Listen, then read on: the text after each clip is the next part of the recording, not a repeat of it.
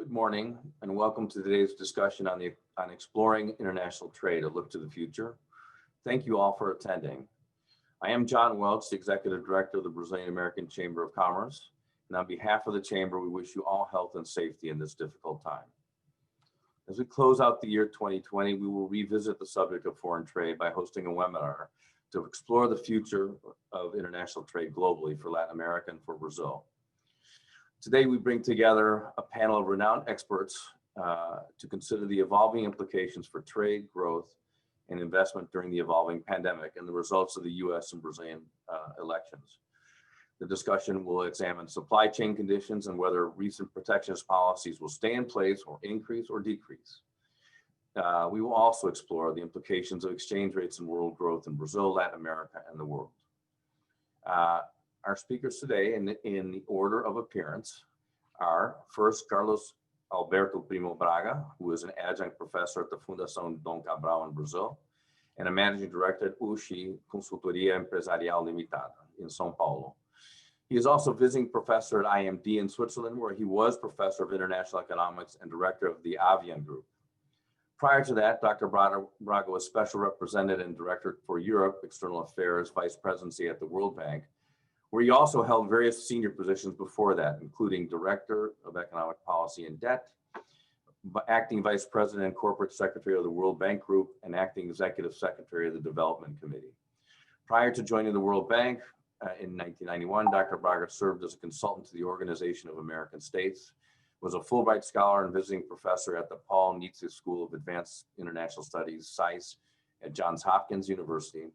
He was also an assistant professor at the University of São Paulo and senior researcher at FIPE, also in São Paulo. Dr. Braga holds a degree in mechanical engineering from the Instituto Tecnológico de Aeronáutica, ITA, a master's in science and economics at USP, and a Ph.D. in economics from the University of Illinois in Urbana-Champaign. Next, we have Laura Rabinowitz. Laura is a shareholder at Greenberg Traurig, where she counsels domestic and multinational businesses on complex supply chain issues and other complicated challenges associated with trade, advising on mitigation of duty exposure and compliance. Prior to entering private practice, Ms. Rabinowitz served as an attorney with the U.S. Customs Office of the Assistant Chief Counsel, representing customs in litigation in the Court of International Trade. She holds a BA from the University of Pennsylvania and a JD from the Benjamin N. Cardozo School of Law, Yeshiva University. We also have Doug Lippold, who is an international trade consultant and was chief trade economist at HSBC Global Research based in London. He joined HSBC in August of 2014, coming from the OECD in Paris, where he worked for 22 years in various roles as senior economist. Prior to that, he served as an international economist with the U.S. Department of Labor in Washington, D.C. Dr. Lippold's central focus is on international trade issues. He has published extensively on trade topics as well as related aspects of economic development, labor market adjustment, innovation, and intellectual property. Dr. Lippold holds a Ph.D. in economics from the Institut d'études politiques de Paris, Sciences Po, an MA in international studies from the University of Denver, and a BA in international studies from Washington College in Maryland. And finally, we have Dr. Simon Silver, who is a professor at the University of São Paulo. He is the senior professor of international trade in the School of Economics and Administration at the University of São Paulo. He authored a Fragilidade Econômica e Financeira na Pandemia SARS-CoV-19, published by Estudos Avançados. He has worked in and with the private and public sectors in Brazil. He was awarded the USAID and Ford Foundation Fellowships for graduate studies in the United States, and holds a Ph.D. from Yale University. You can find their full bios on the link provided on the reminder sent out yesterday and on their chamber website. Before we start, I would like to ask you to please use the Q&A button at the bottom of your screen to ask questions. You can ask them at any time, and the panel will answer them after the initial discussion. Thank you very much. Now I'd like to call on our first speaker, Carlos Braga. Dr. Braga. Thank you, John. It's a pleasure to participate again in a webinar from the Chamber. And what I'm gonna do is basically talk a little bit about three topics. what we could expect from the Biden administration and to what extent the measures that we should expect from the Biden administration are, to a certain extent, predetermined by what happened over the last 4 years. Then I'm going to focus on Cold War 2.0, the relationship between China and the United States and its implications for the world economy and for trade in particular, as well as for Brazil. And last but not least, I will discuss a little bit the situation that Brazil now confronts in terms of its international trade with the changing guard in the White House. So let me start with the good news. If we look at what is happening with foreign trade, the perspectives nowadays are a little bit better than we had in the beginning of the year when the pandemic had its initial impact. You probably remember last time that we had a webinar, I mentioned the estimates of the WTO, a scenario of contraction of merchandise trade between 12% and 32% in a worst case scenario.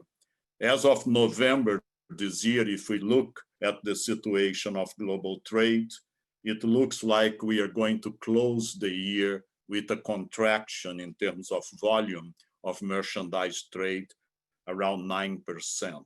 So better, of course, it's a very dramatic number, but better than the most optimist estimate that we had in the beginning of the year. Particularly computer, electronic equipments, we had seen a significant increase in trade over the last few months, double-digit growth, recovering to levels pre-pandemic. And also textiles, particularly for face masks, has been a dramatic increase. But it's also true that services trade has performed in a dramatic way, a contraction of the order of magnitude of 17%, as we should expect because of the public health implications for travel, for tourism, and particularly for airlines at this point in time.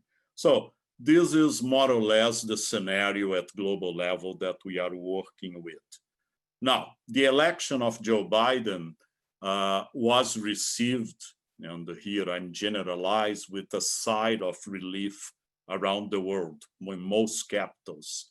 There are exceptions, of course, Brasilia, Budapest, some examples of capitals that probably had a second thought about the implications of the new administration. Why was that? Well, basically because if there is one word that would summarize the Trump administration, this word is disruption. And it applied across the board, be it because of the America First approach, with its emphasis on national security, whatever it means, be it because of its approach to trade as a zero-sum game, be it because of a belief that protectionism could address commercial trade imbalances, and also its lack of trust in multilateral institutions like the WTO, for example. And more than anything else, by the recognition that the US had to pay specific attention to China in the context of a geopolitical contest for supremacy at geopolitical level. So many changes, and with significant, let's say, externalities for traditional alliances of the US over the last 4 years. The Biden administration that some have characterized as Obama 2.0, in reality, if Mr. Trump liked to say that he is American first and a tariff man, probably the Biden administration is going to be a diplomacy first type of approach. So this is welcome. It's a return to quote unquote normality. It will tend to revitalize alliances. I expect that gradually the use of national security arguments like under Section 232 be diminished. And I also expect a more positive relationship with the WTO. But with respect to China, we have in reality a situation, the inheritance of these last 40 years is something that is going to stay with us. And this takes me to the point about Cold War 2.0. Things change. It's interesting to remember that during the Nixon administration, China was perceived as an alternative in terms of strategic gains vis-a-vis the Soviet Union. So in this context, the opening to China was an attempt also to influence the balance of power in a geopolitical sense. But more than that, the idea was the proposition that through engagement with China, China would be more like, quote unquote, us, meaning Western societies, particularly with respect to its rules vis-a-vis trade, the economy, etc. So, for instance, the support in the end of the United States to the accession of China to the WTO, which culminated with its accession in 2001, was under this philosophy of engagement. Now, over the last few years, I have seen not only the rise of China in economic and geopolitical terms, we have also seen a vindictive Russia trying again to influence in geopolitical terms its neighborhood, and to a certain extent, the Trump administration initiated a significant shift in terms of its foreign affairs and with respect to trade policies. And this is first the recognition that great power competition is now again fashionable, particularly vis-a-vis China.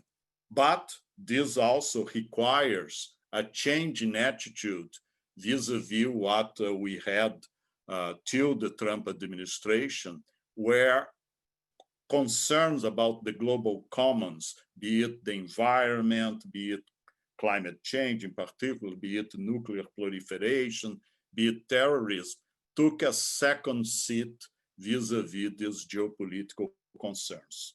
And in this context, we are seeing a dramatic shift, and for those who have not seen the speech of Mike Pompeo in the Richard Nixon Library in July this year, I would call your attention because for me, it's a very dramatic change in attitude where the Secretary of State of the Trump administration specifically says that the Communist Party in China has as its ultimate objective to assure the global hegemony of China, and that the current conflict is one in which countries will have to take a side between freedom and tyranny. So, kind of rhetoric that we haven't seen since the Cold War years, and with a strong focus on technological issues, particularly the question of equipment for telecommunications and social networks activities. As you know, Huawei, ZTE, TikTok became part of this debate over the last few months in a significant manner. The basic message, compared to Reagan years with respect to the Soviet Union, trust and verify, the basic message of the Trump administration is distrust and verify. So this is something that will affect the way that the Biden administration, the degrees of freedom that the Biden administration will have in terms of managing the bilateral relationship. It's also true that China has become much more assertive under Xi Jinping, and this assertiveness is very clear in terms of red lines with respect to Hong Kong, with respect to Taiwan.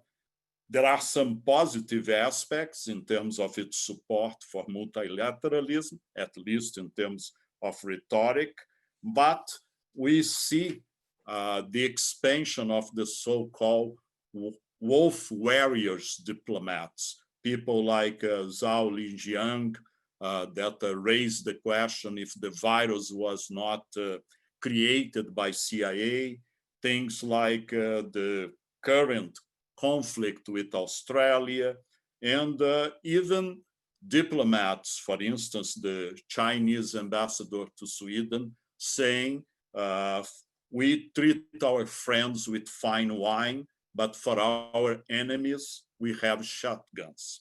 So that's the climate that the Biden administration is going to inherit. What are the options? If you believe that Chinese objectives are basically pragmatic on the economic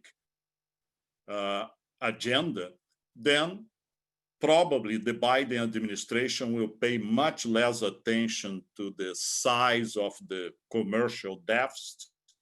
It will maintain focus on the phase one bilateral agreement, which so far has been very below, let's say, the targets required to achieve the 200 billion additional purchase by China. We are more or less 50% of the purchase vis-a-vis 2017, although it's important to acknowledge that there were not monthly targets. It's just a target for 2 years of additional 200 billion acquisitions.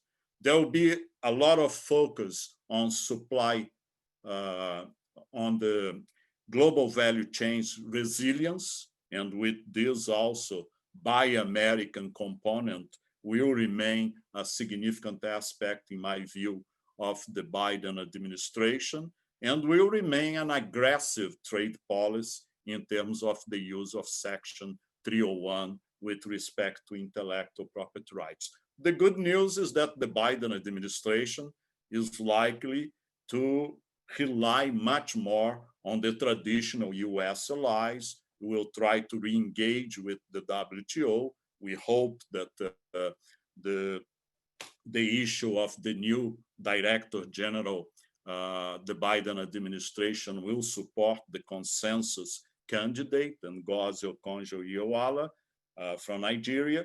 But there is always a danger that if the interpretation is that the ideological avenue for China is for real, then that this Cold War can become a much more hot war in terms of confrontations. So one area that is very important for Brazil is the conflict with respect to telecommunications, the so-called Clean Network Initiative. As you are aware, Huawei and Ericsson are basically the two companies that are competing for the 5G infrastructure. And if you bar Huawei, in the case of Brazil and in many countries, you have serious problems in terms of the integration of 4G networks with future 5G networks. So this is an issue that no doubt will continue to be a very hot theme for debate. On top of that, I would expect the Biden administration to quickly return to the Paris Climate Agreement. And this, of course, again, this emphasis on environment will create some issues for Brazil.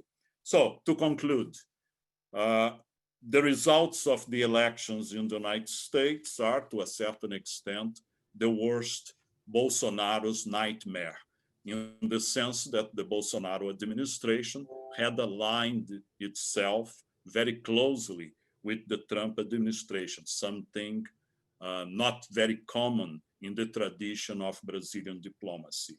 Now, this strategy of close alignment had implications, for instance, like in March this year, Brazil deciding to abandon the special and differential treatment in the context of multilateral negotiations. This may even make sense for a country like Brazil, but the return in terms of this kind of change in Brazilian policy was the idea that we could build the basis for a future free trade area with the United States. And recently we had the signature of the protocol on trade rules and transparency that basically focuses on trade facilitation, good regulatory practice, and anti-corruption practice. But to advance to a free trade area is very unlikely in the next few years. On top of that, we have to take into account the Chinese economic weight, and I understand Simão is going to explore this in more detail, but it's enough to say that China responds for almost 80% of the surplus in the balance of trade of Brazil. And this year, China is the only country in the world among large economies that is really going through a V-shaped recovery and is already outside a recession. So in this context, Chinese market is extremely important for the Brazilian commodities. So Brazil will have to balance this kind of situation. At this point in time, the Bolsonaro administration has not even acknowledged the victory of Joe Biden. It's one of the few countries that have not done this. But definitely, we are in a situation that will create many, many challenges for the relationship, the bilateral relationship between Brazil and the United States. So today, it's the anniversary, 40 years of the killing of John Lennon. So we could all sing, imagine, and think that everything is going to work okay. But the reality is that we're probably going to have a crisis. It's very common people to mention that the ideograms for the word crisis in Chinese are a combination of danger and opportunity. In reality, the second ideogram is much more close to the word that crossroads. That's exactly where we are. We are at the crossroads in terms of bilateral relations. There will be lots of tension with respect to the environmental agenda. There may be some progress, particularly if the US gradually phases out Section 232 tariffs and quotas on steel and aluminum, but overall, a very challenging time. And I'll stop here. Thank you, Carlos. As you know, quoting Yogi Berra, if you come to a crossroads, take it. But let me, it's a paraphrase. Let me turn it over to Laura Rabinowitz, who will talk a little bit more about the US side. Laura. Yeah, thank you, John, and thank you, Carlos. I'm having trouble hearing you, Laura. Hello? Quite low there. Oh, you don't hear me?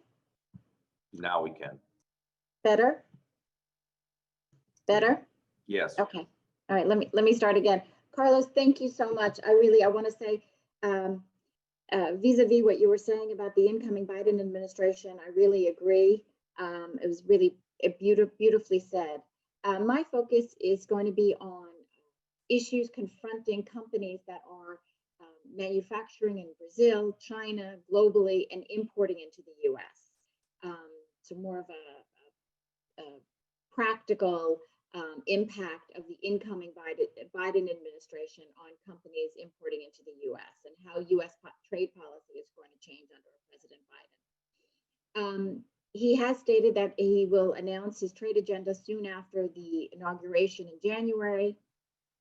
As Carlos said, many of the issues that the Trump administration addressed will continue to impact U.S. importers, and they will be tackled by the incoming administration, including, of course, China, steel and aluminum, forced labor, which I will speak about in a bit, and of course, is that focus on U.S. manufacturing.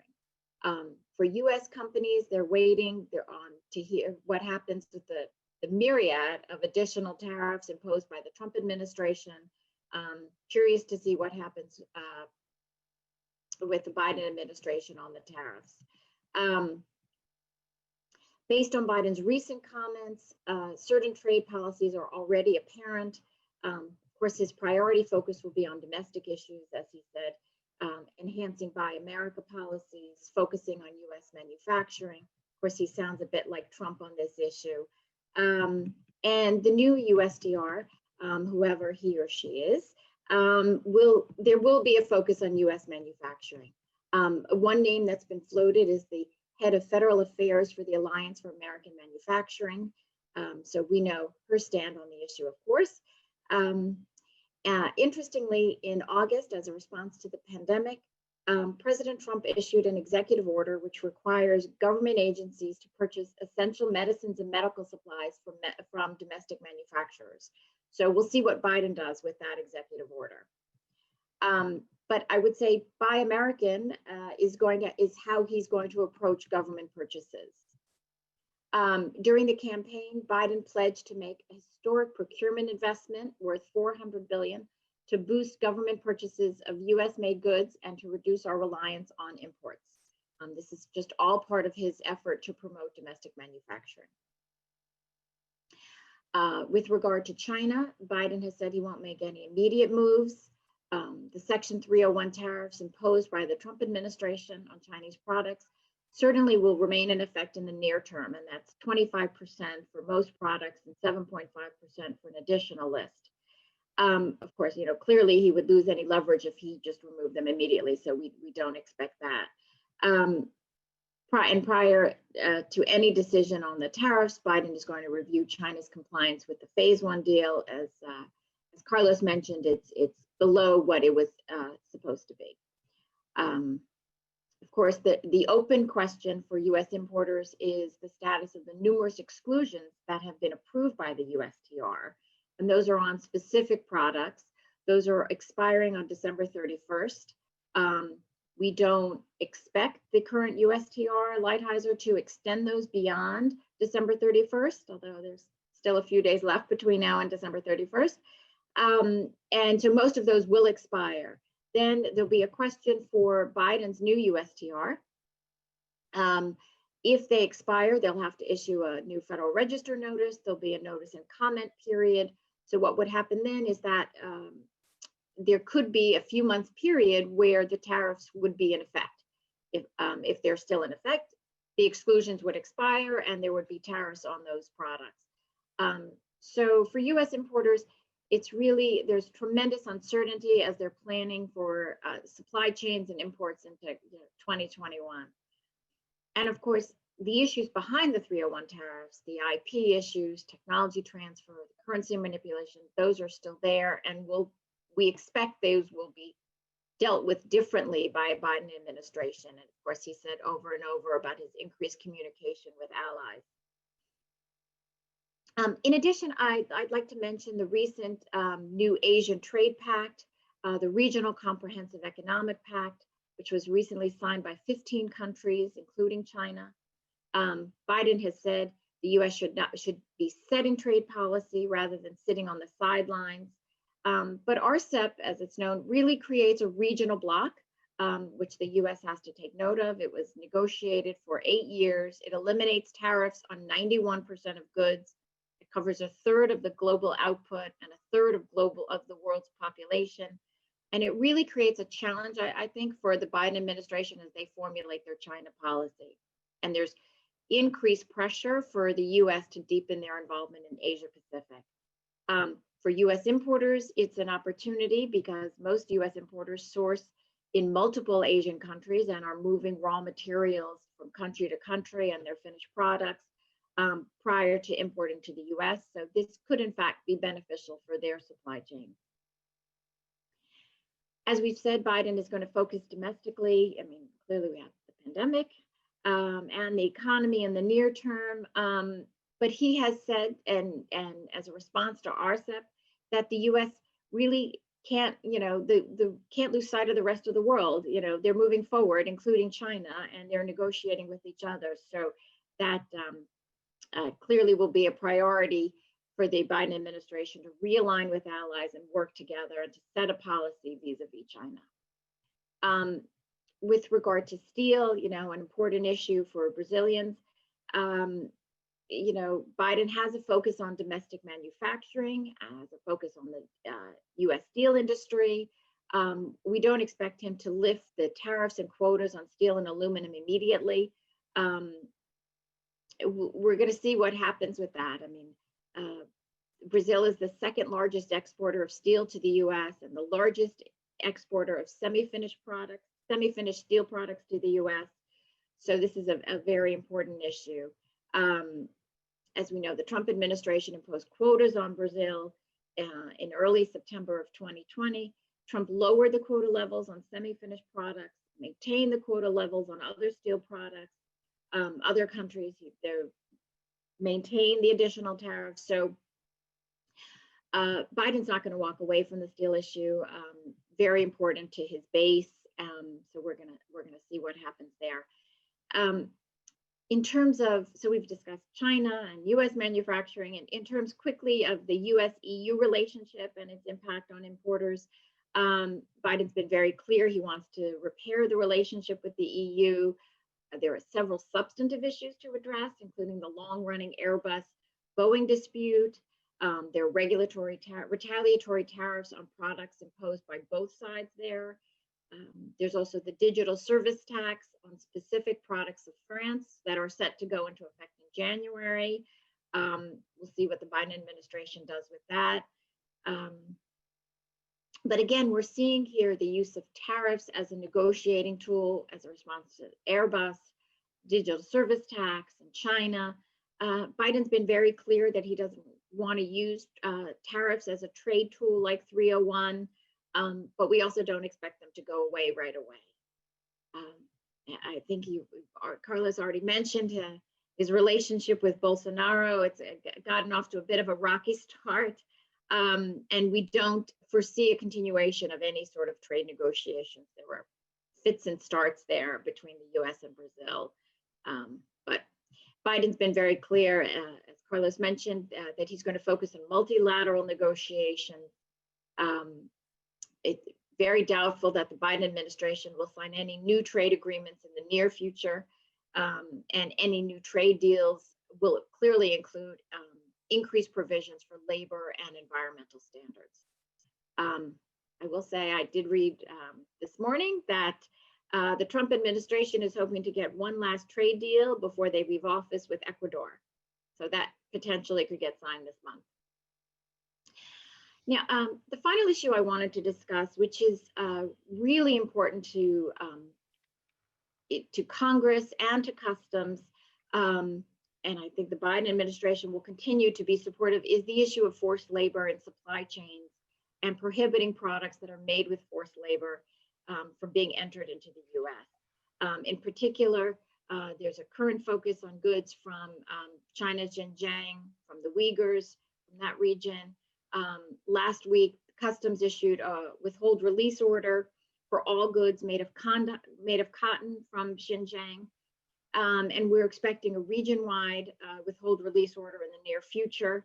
That provides customs with the ability to seize goods that are made with cotton from that region. By definition, coming from that region, they're saying that they're made with forced labor. So there's tremendous increased enforcement from customs, and there's also pending legislation from Congress. So it's multi-focused now, and there are other agencies as well, the Department of Labor, who are also weighing in on this issue. So it's a very important issue for companies that are manufacturing globally and importing into the US. In Congress, there's pending legislation already passed by the House. Now it's pending in the Senate which would also make it illegal to import products from the region.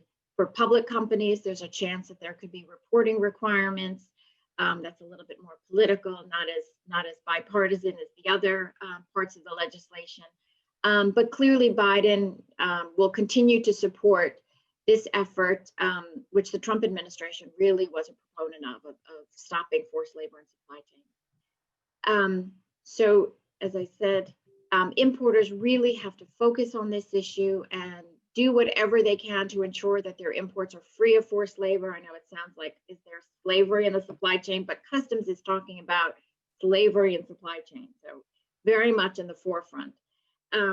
It's important for importers to look into this issue to protect their brand, the integrity of their supply chains, and they really have to, I really think, vigorously tackle this issue, expend their effort on internal controls, and to get visibility into their supply chains on this issue.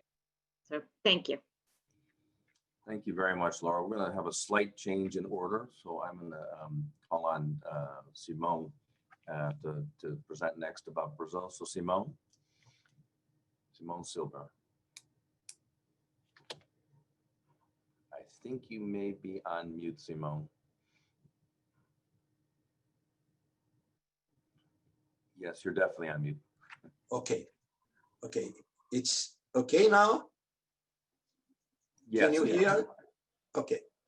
I'm going to look trade prospects by the Brazilian case. I won't take overall look like Carlos or even Laura. That was more general that I'm going to talk, but I want to touch three main issues. Look at long-term prospect for trade in Brazilian case. This is the first issue. The second is bilateral trade, the options that are open to Brazil at this moment, where there are some large political changes in the world, mainly in one strategic partner that is the US, as mentioned earlier by the other panelists. And by the end, the prospects for regional agreements. There are some prospects, there are some protocols, there are assigned. They have, I think, a very thin chance to be successful in the next few years. And those are the main issue. During my presentation, probably some additional issues will appear, but those are the main topics that I intend to cover. Let me start by the long run prospects for trade in the Brazilian case. I'm thinking in 5 to 10 years, what's the main prospect for trade in Brazil?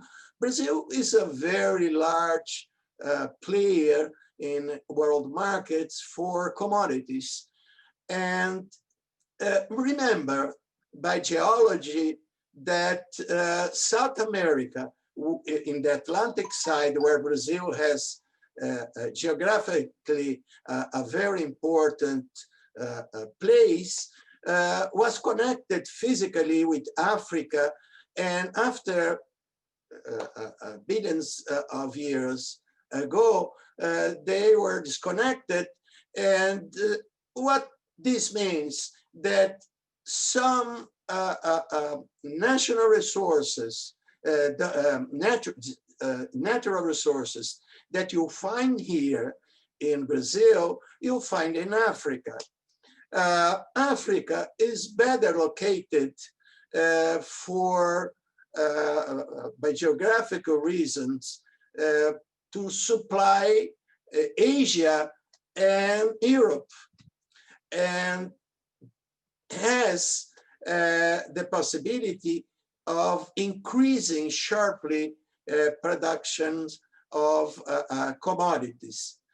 And this is not true only for grains, but since geographically, geologically, there are similar regions, we did find here deep sea oil.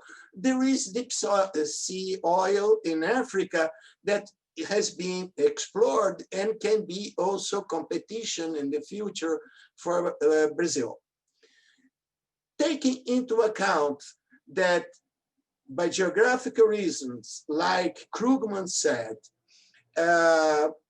geography is important for trade, Australia and New Zealand are much more closer to China, Japan, and other Asian countries that have a poor endowment of natural resources.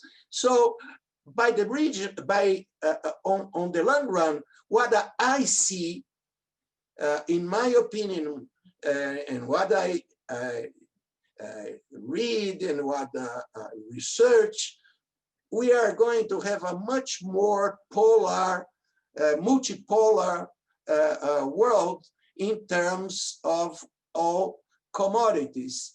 This doesn't mean that Brazil will not have a place, but we are going to share in the future with Africa, with Oceania, also this large trade, since half of the world population is entering the market in the last 40 or 30 years, just to mention a few Asian countries, very populated, with a huge population. Look to China and India. Each country has 1.4 billion people, and most of them could be potential consumers, and a part of them are. And also Indonesia has a large population, and other countries. And Asia has a large population, has a very strong expertise in technology issue, but they're very poor in natural resources. By the conformation of our planet. So this, we are going to have in this first point that I am discussing, we are going to have a multilateral world independent of WTO, okay? Bilateral trade. We look at bilateral trade, one issue that appears that is very strong in relation Brazil-US. Besides a set of protocols that we've been signed up bilaterally, and Carlos also mentioned this previously, it's very hard to find a possibility in the medium run, since the Biden administration is inheriting, and the Democratic Party also, a position very similar what we had during the Trump administration. And since Brazil, till now, didn't move its position in terms of what is more relevant in the American agenda, or even in the international agenda, and I think that the environment is a big issue, probably the most important one. By the bilateral side, it's very difficult to be optimistic about Brazil. Our government is mainly at this point, probably he will change the Brazilian government, but it doesn't, I don't see nothing at this moment. The objective of the federal government today is re-election. By re-election, they have to make a political agreement with what's called Centrão in Portuguese. It's a large amorphous center that goes with the government. It must be, it can be from the right, from the left. It goes to the government.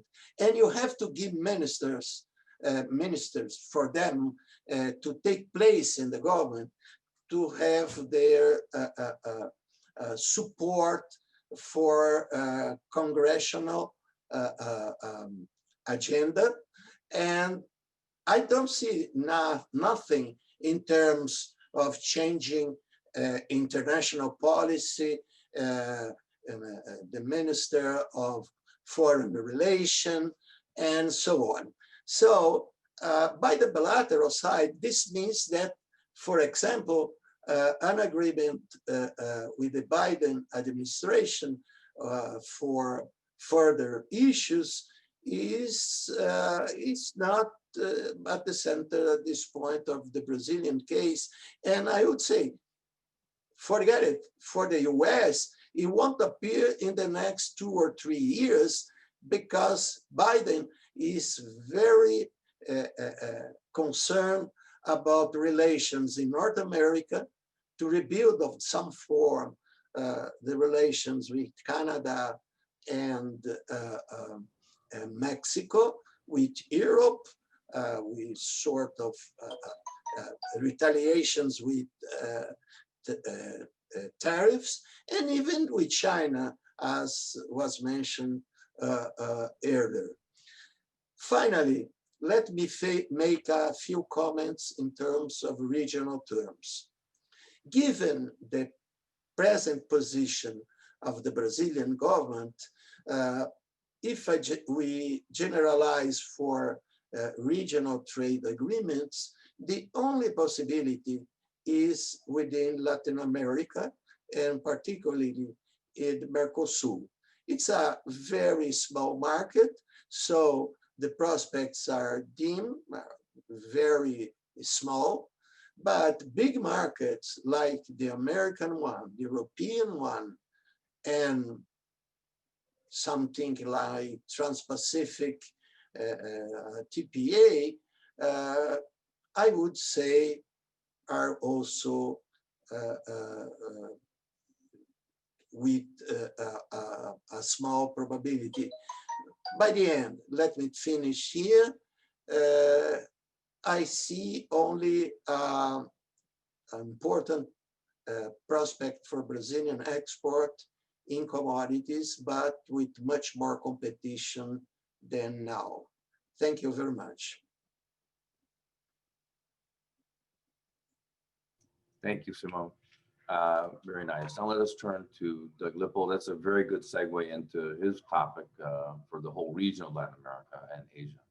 So we're going to build on this forward-looking agenda that Simone was just talking about and scope out to the regional level.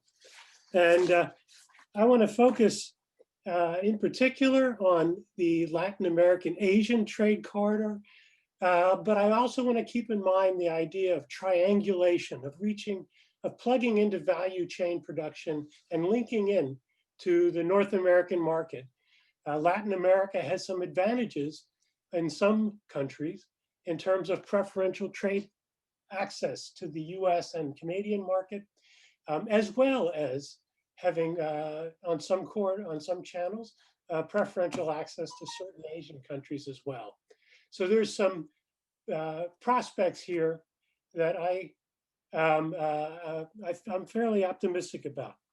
Reform-oriented countries have made significant progress with trade policies that are supportive of market openness, I have in mind countries such as Chile, Costa Rica, Colombia, Mexico, or Peru, for example.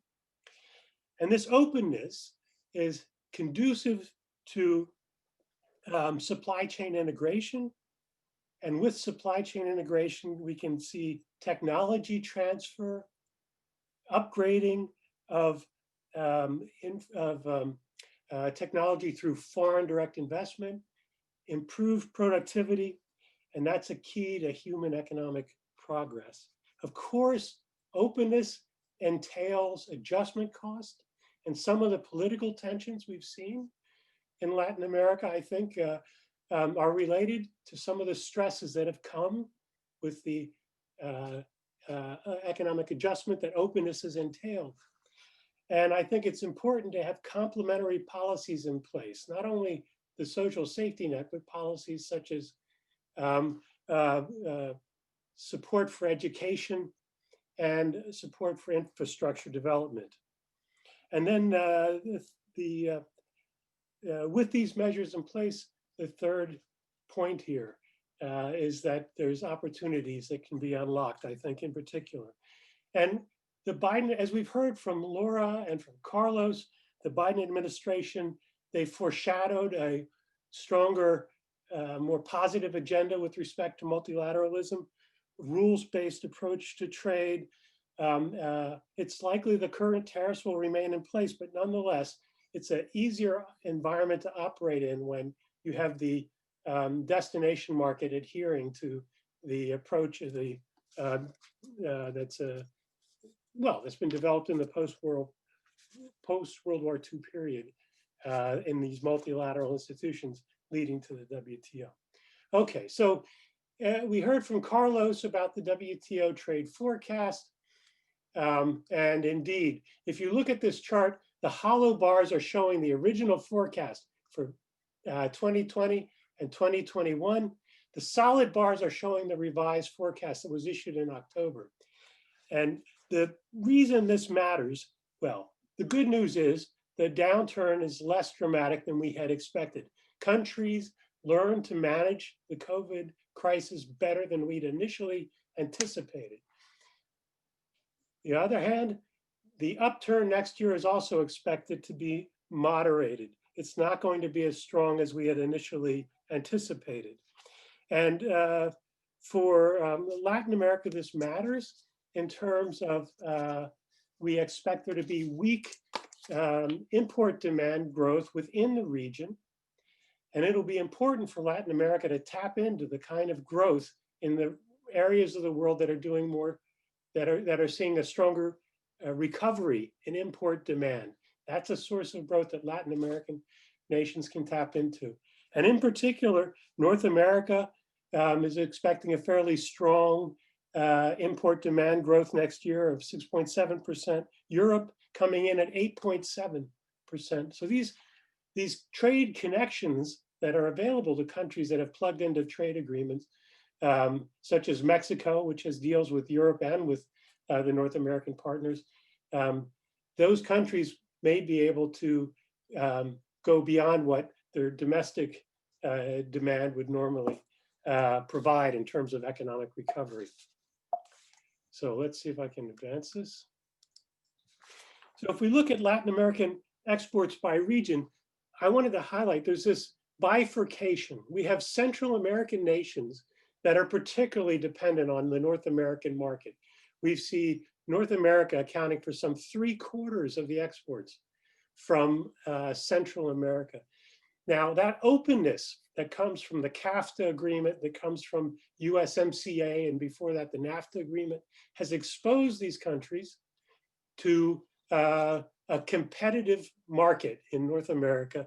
And those countries that have reformed, that have pursued an agenda of openness, have benefited. Mexico is in first place in terms of taking advantage of these opportunities. We've seen this in the emergence of a strong Mexican automotive sector, but other countries such as Costa Rica as well, in medical devices, in electronics, are also, Costa Rica is plugged into this North American market and benefiting. South America has been much more reliant on East Asia, we see about 30% of the exports going to East Asia. And it's got a much more diversified base, North America coming in second.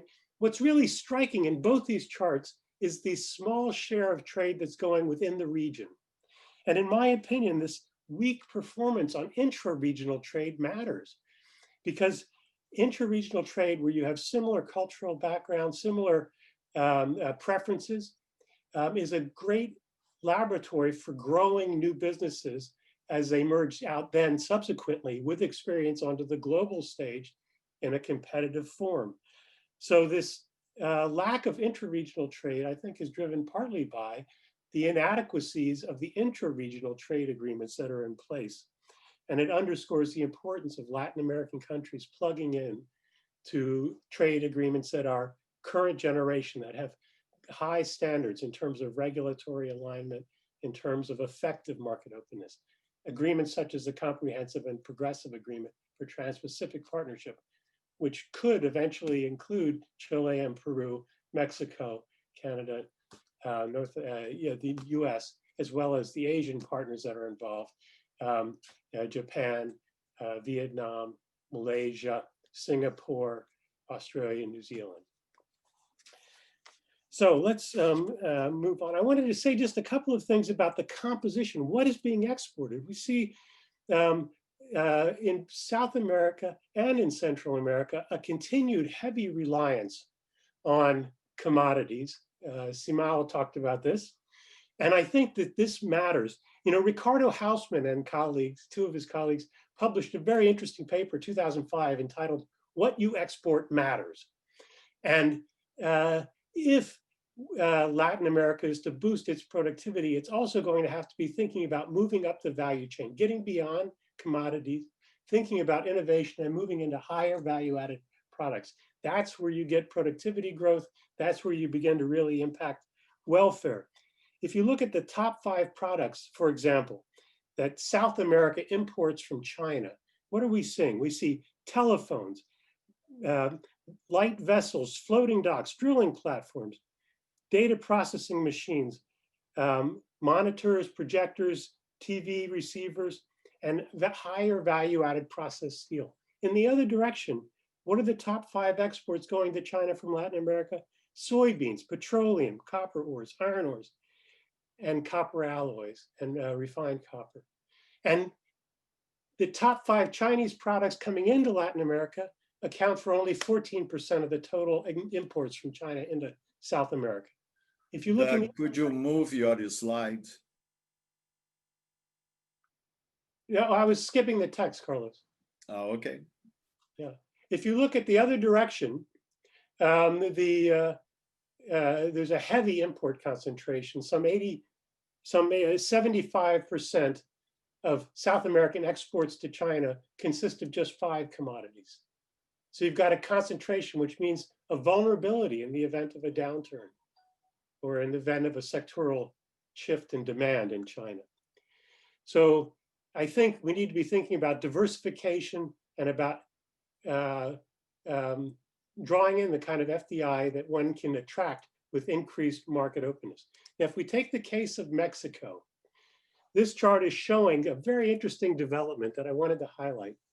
The black line is showing us the rising share of Chinese global exports to the US that are going via Mexico. And a big proportion of these are actually inputs that China is selling to Mexico that are used in further production processes in Mexico and then exported into the North American market. Some $20 billion already by the year 2015 was flowing via this channel. And it's a sign that Mexico's effective market openness was attracting Asian investment, leading to production. It's also associated with increased imports of inputs, but then exporting of higher quality, higher value-added products, taking advantage of abundant labor that's available in Mexico. So it's an illustration of the kind of positioning advantage that Latin American countries may be able to find with respect to the US. So I wanted to come back to this issue of productivity. I mentioned it before. This chart, what this is showing is the Latin America, for leading countries in Latin America, the percentage of OECD average productivity that's generated in each country. And two things to note here. The first is that the productivity levels are actually far below even an average OECD country. And that, that means that we have constrained economic prospects in terms of welfare until we can boost this, until we can begin to see some stronger convergence. Now, countries that are leading in reforms like Costa Rica, which is in the process of joining the OECD, for example, have managed to boost their productivity, going over the last decade from 35% of the OECD average to 43% of the OECD average. Or Peru, which has engaged in a program of trade liberalization, they've seen as well productivity growth from 21 to 27%. There's more that needs to be done. Human capital investment, investment in infrastructure is needed as well. Market openness is not a silver bullet solution. It needs a more comprehensive approach. But this is just showing that there can be payoff from steps in this direction. If you look at tariffs, Latin American reform countries, Chile, Colombia, Costa Rica, Mexico, and Peru, have highly competitive tariff rates, equal or better to those in the US on average, in terms of the average applied tariff. Brazil and Argentina, okay, they're lagging. But tariffs are not universally the problem in Latin American countries. And I would say I have some hope last spring when Brazilian Economy Minister Guedes began to talk about the 1, 2, 3, 4 tariff liberalization plan, cutting tariffs by 10 percentage points over a 4-year period. I have some hope. The idea is there among policymakers in Brazil, even if it's not on the agenda for tomorrow. The issue, when you get past tariffs, then in Latin American countries is actually regulatory trade barriers. And what this chart is showing, I want to focus on the red bar. The taller the bar, the better. On the right-hand side, you see the US positioning. If you look at the Latin American countries in this selection, all of them falling short of the US in terms of non-tariff barriers to trade. We're talking about customs burdens, standards that are misaligned with the global standards, poor infrastructure that leads to delays as processes advance in a manual fashion in some cases, or they're bottlenecks. And I think this is the area where Latin American countries need to focus together with infrastructure and education. A point on infrastructure, according to the Economist Intelligence Unit, they issued a report last summer on Latin America. They found that across the region, 3% of GDP in Latin America was spent on infrastructure. And you compare that with East Asia, where the expenditure was 8% of GDP. It gives you an indication of how far we're falling short in the region in closing this gap. And then finally, before I terminate, I just wanted to mention, so what do I see as some possible next steps? Getting back to this agenda that Simao was talking about. Well, there's low-hanging fruit for Peru and Chile. They've already signed the CPTPP. It needs to be ratified. And I realize that in both countries, there are political impediments at the moment.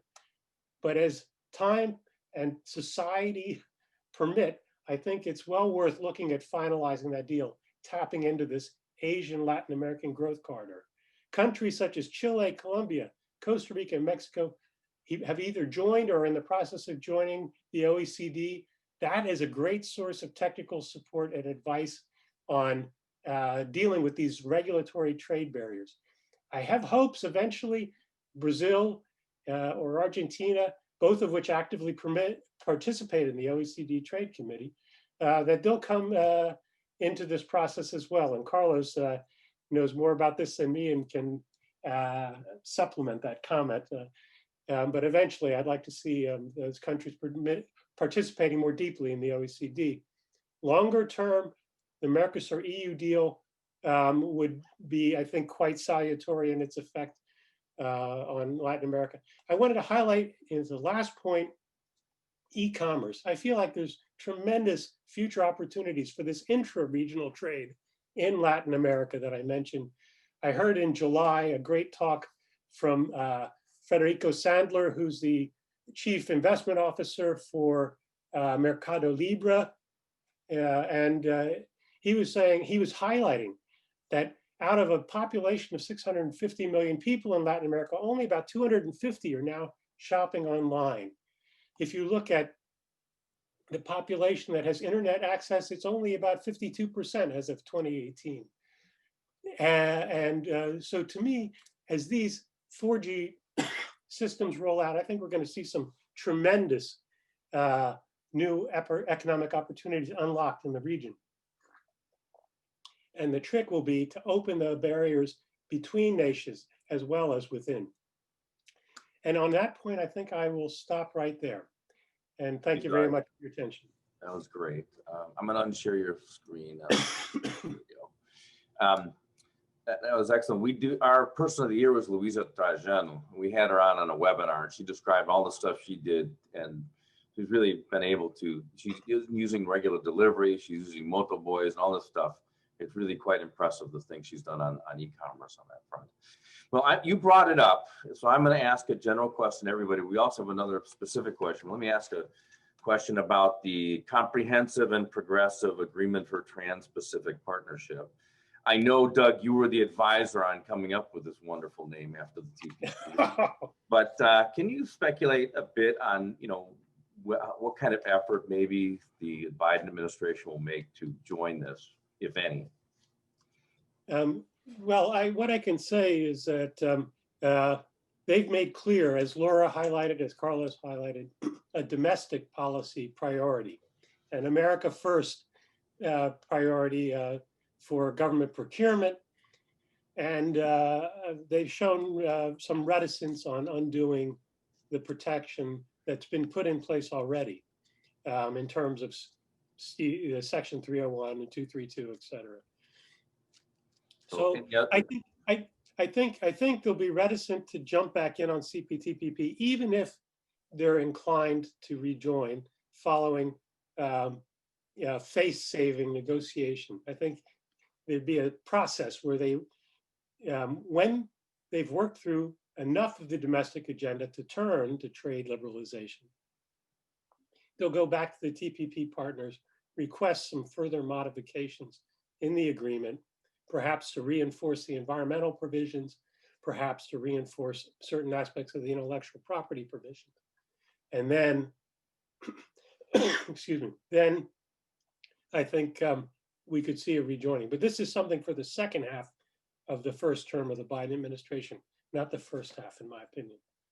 And this question was for everyone on the panel. So if Carlos, Laura, Simone, do you have something to add? That would be excellent. I mean, to my mind, the fact that you have a long list of countries that want to be part of this agreement tells something about the agreement. And my understanding of it, it was very good on all the issues we've been pushing for since Reagan. The trips and trims, the ones you mentioned, both Doug and Carlos and Simone as well. So I don't know if you have something to add, Laura. Yeah. So, thank you. I was just saying, I agree completely with Doug. It's hard to hear you again. Oh, do you hear me now? Is that better? Okay. I agree with Doug. The U.S. is not even going to think about the old TPP until the second half of the first term of the Biden administration. I would just add, in addition to the IP provisions, which would need to be beefed up, and the environmental, also the labor standards. There's going to be a big push in the Biden administration to increase any labor chapters in agreements. Okay, I have a point. Looking from the Brazilian side,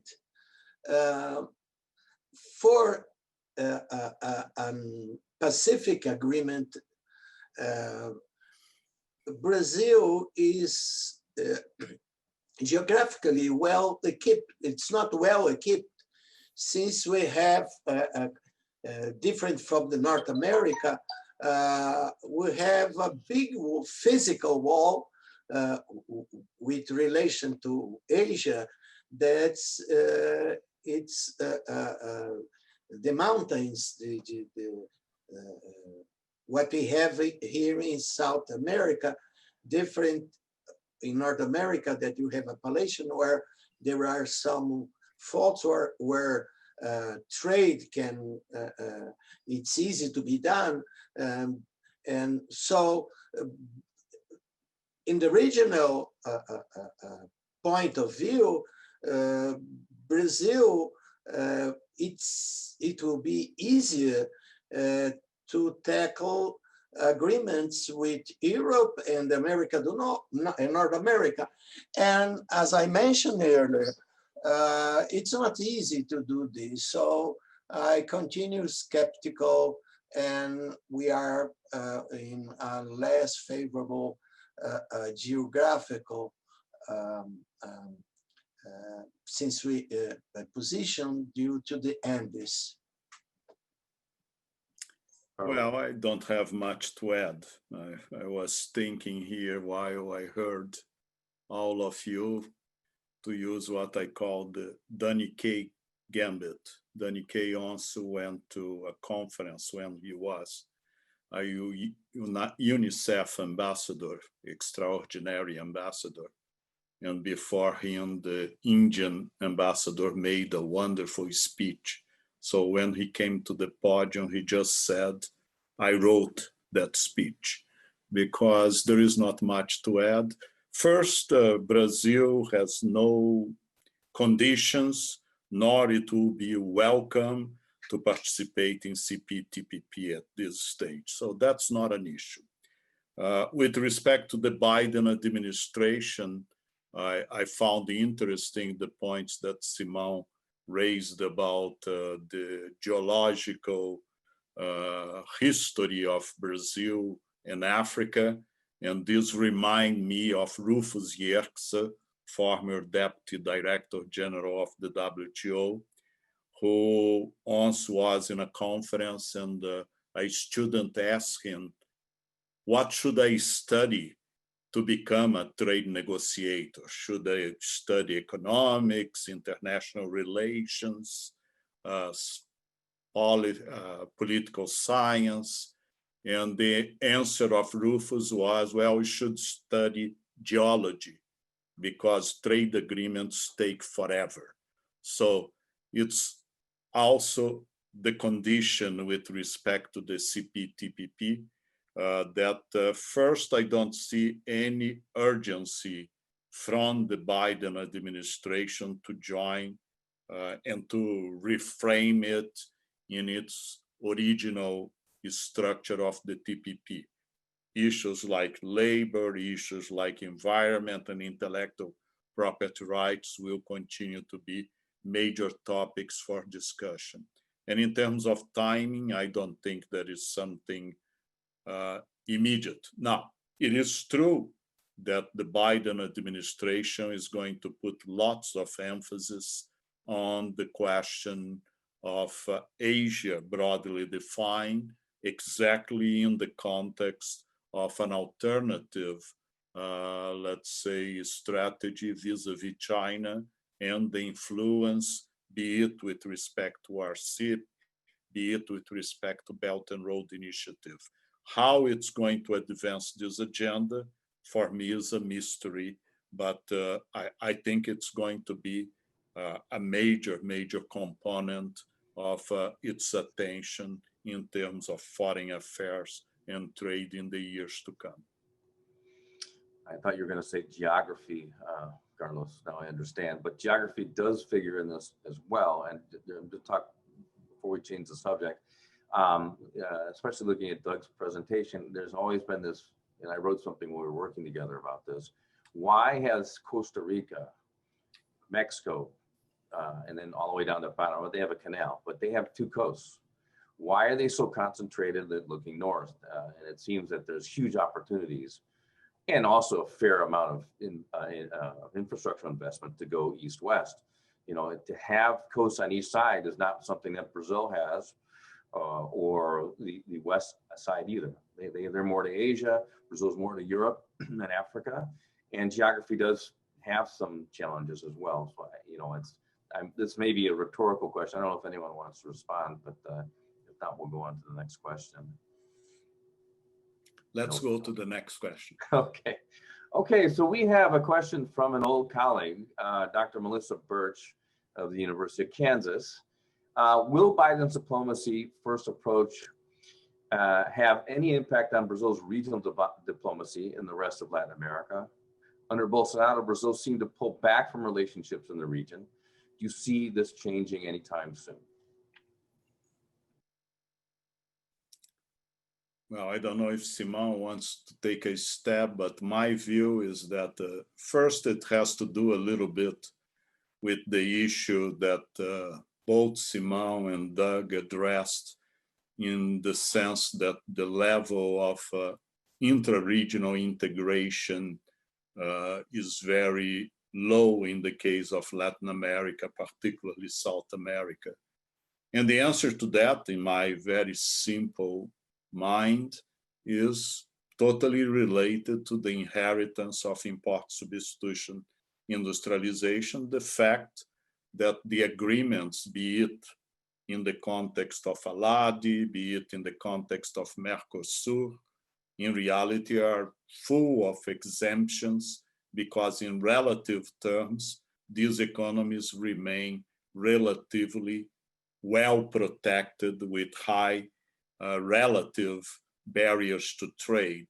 So if you look at Mercosur, there are more exceptions than real trade liberalization propositions, be it with respect to the auto industry, be it with respect to sugar, and so on and so forth. So vested interests tend to prevail in an environment that comes from a very protected history in the past. So unless you promote significant trade liberalization, you are not going to see much of a potential for intra-regional trade to expand significantly. From a geopolitical point of view, Mercosur has played an important role. But right now, the relations between the two presidents are not that great. As you probably are aware, Mr. Fernandes visited Mr. Lula, is still in jail, during the presidential campaign in Brazil, and this was not well received by the Bolsonaro group. And I understand that the first contact happened 2 weeks ago or so in terms of a video conference, but as far as I can tell, they are basically talking about Maradona. So I don't see much prospect in terms of, let's say, increasing trade at a regional level in the short term. The Biden administration influence on this will be limited. One thing that would be fundamental in this process is if Brazil and Argentina could get their act together in terms of the negotiations vis-a-vis the European Union Mercosur free trade. As you know, it was signed last year, but right now there are no chance of being implemented. There is a strong political opposition to the agreement, mainly because of concerns about environmental issues in Brazil. But more than that, you need also a common front from the Mercosur countries speaking with the same language in terms of furthering, let's say, the conversation with the European Union to advance this process. This is not going to happen again in the near future. So once again, it's not for economists, it's more for people in geology, because this is going to take a long time.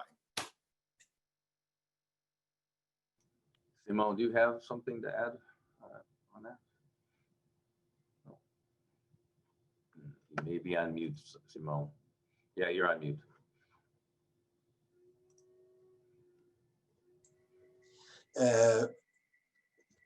He had a very good approach. Let me make a few more points, and I will use those data. During the Douglas presentation, when you saw the distribution of trade of Latin America against the world, it was clear that Latin America and Brazil it was similar what's going in Brazil, that we are a global trader. We don't have any, if you take out Central America, that's very linked with North America, the rest is quite diversified. So there is no strong commitment with any region in the world yet. And as Carlos mentioned, the prospect for a more open agreement is it's not in question now, since the main countries are very protective countries. They're very closed. The big ones are Brazil and Argentina. Pick again Douglas data. They have the highest tariffs and non-tariffs barriers to trade. And in this moment of a very large economic crisis, it's not time to discuss opening up the economy. There is a strong lobby against it. It's going to be effective. So no way, no, there is no chance. Thank you very much. Just one last question before we wrap up, and this I'll send Laura's way. What we've seen in the United States with this protectionist stance, and some of the reaction of the Trump administration to the pandemic, is that it seems that we still have a shortage of medical equipment.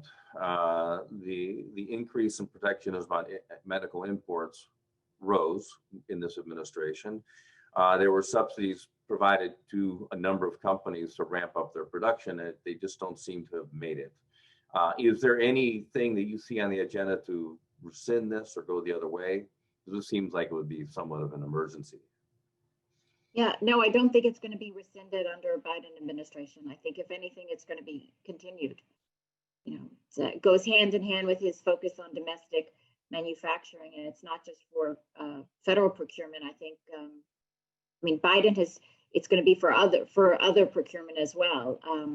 Biden has floated the idea during the campaign of adding a 10% tariff on products that had been made in the U.S. and that now are outsourced. So I think it will certainly be a focus of his administration. Well, thank you very much to all of you. Thank you, Carlos, Laura, Simone, Doug, for a great discussion. And thank you all for joining. Before we close, I wanted to remind you all that our next webinar will take place this Thursday, 10th of November at 9 a.m. this time, 9 o'clock, when we will host a webinar on the future of open banking in Brazil with João Manuel Pinho de Melo of the Brazilian Central Bank, Vinicius Carrasco, the former president of BNDES and chief economist at Stone Company, and Thiago Alvarez, the founder of Guia Bolso. Until then, stay healthy and in good spirits. Thank you all once again.